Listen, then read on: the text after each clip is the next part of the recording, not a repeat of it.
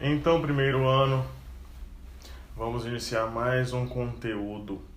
Nós estamos iniciando o nosso segundo período e com ele também a nossa unidade 3 do nosso livro didático, cujo primeiro conteúdo é o presente contínuo, ou presente progressivo, como queiram dizer.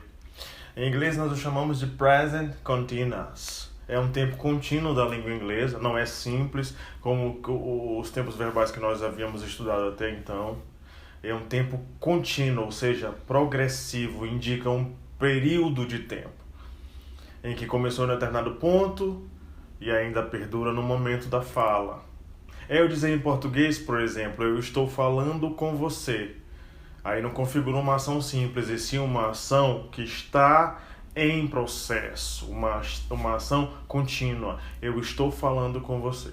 E para que você formule uma oração no present continuous em inglês, é necessário que você associe o verbo to be como auxiliar e o gerúndio do verbo principal.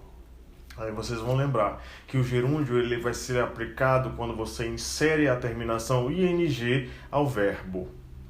Be, being, work, working. Be, ser ou estar, being, sendo. Work, trabalhar, working, trabalhando. E é isso que vai configurar o período de tempo em que a ação acontece.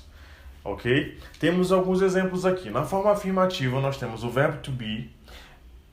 O verbo to be ele vai ser o verbo auxiliar dos tempos contínuos da língua inglesa. É sempre o verbo to be. Por isso ele é tão importante, precisa ser revisado a cada ano, né? E o gerúndio do verbo principal, que é o que estará com ing.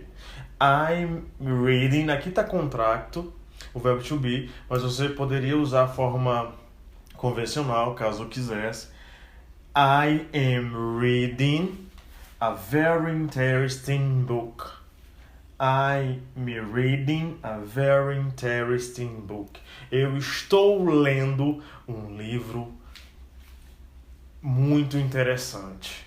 Então vejam que a ação ela ocorreu antes do momento da fala, perdura na fala e se prolonga para depois da fala.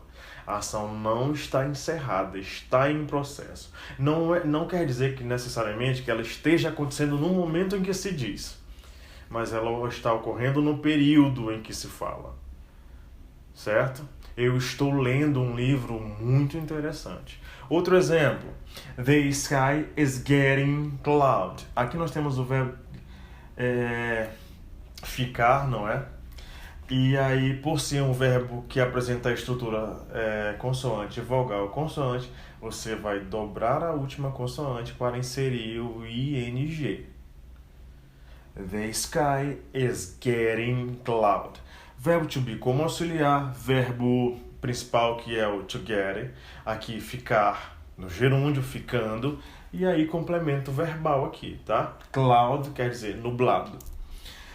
Na forma negativa, você vai precisar inserir um advérbio de negação e ele vai ser aplicado entre a locução verbal, ou seja, entre o to be como auxiliar e o gerúndio, que será o principal, o verbo principal que é o que vai trazer a ideia da ação.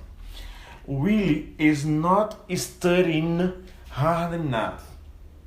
Willie is not studying hard enough. Willie não está estudando o suficiente. Está estudando. Aliás, Willie não está estudando o suficiente. Então, recapitulando, você insere o ing aqui porque a regra é você associar o to be como auxiliar e o gerúndio do verbo principal. Já nas orações interrogativas, você vai ter que inverter os termos, porque o que inicia a oração dessa vez, como vocês bem sabem, as orações interrogativas em inglês elas não vão iniciar com sujeito, e sim com verbos auxiliares. Aí nós temos esse exemplo. Are you practicing exercises? Are you practicing exercises? Você está praticando exercícios? Are you practicing exercises? Você está praticando exercícios? Aí, faltou um exemplo da forma negativa. You are not reading correctly. You are not reading correctly. Você não está lendo corretamente, certo? Então, isso é o que vai representar o present continuous, uma ação que está em processo no momento da fala. Também pode representar ações que estão se modificando enquanto se fala. Por exemplo, the sky is getting cloud. The sky is getting cloud. O céu está ficando nublado. Espero que tenham compreendido.